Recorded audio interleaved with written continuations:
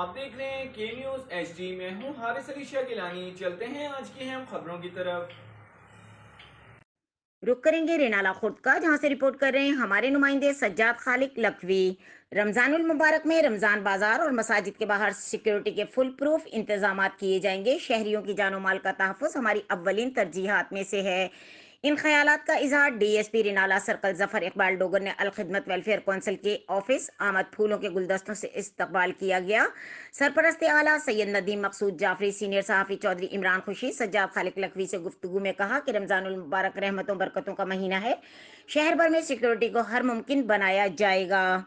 مزید خبروں اور اپڈیٹس کے لیے ہمارے ساتھ رہیے گا، تب تک کے لیے اپنا خیال رکھیے گا۔ اللہ حافظ۔